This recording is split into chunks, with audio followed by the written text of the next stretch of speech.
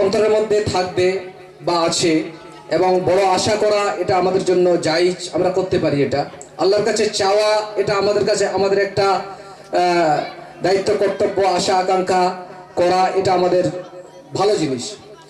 অতএব আমরা সন্তানের জন্য যে তাদের অদূর ভবিষ্যৎ খুব ভালো হোক, এটা ভেবে আমরা তাদেরকে কি করে ভালো করব, এটার জন্য আমরা সবাই এগিয়ে আসি।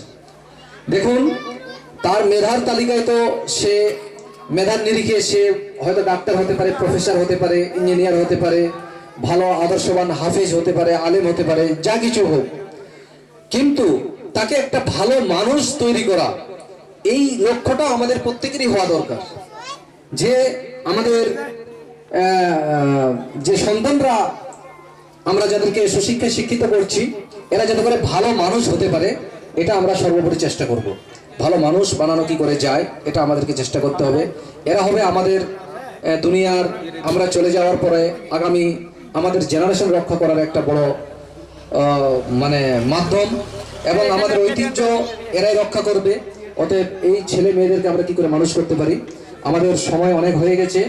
আমরা আমাদের আজকে প্রোগ্রামের সূচনা এখানে, যেহেতু আমাদের এলকেজি থেকে 4 পর্যন্ত বাচ্চা ছিল গত বছরে, এবছরে আমরা 3, 4, 5 তিনটি ক্লাস আবাসিক ছেলেদের জন্য ওপেনিং করেছি।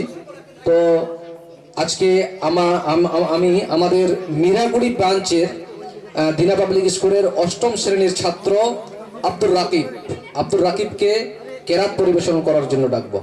আব্দুর রাকিব।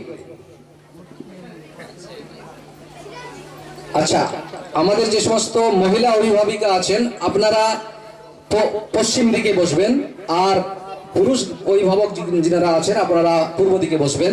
আর বিশেষভাবে আমাদের জায়গা হয়তো মনে হচ্ছে একটু শর্ট, যে সমস্ত ছোট ছেলে মেয়ে আছে, আমি আমাদের ভলেন্টিয়ারদের বলবো ছোট ছেলে মেয়েদেরকে আমাদের সাইডে বেঞ্চ লাগানো আছে, ওই বেঞ্চে বসিয়ে দেন।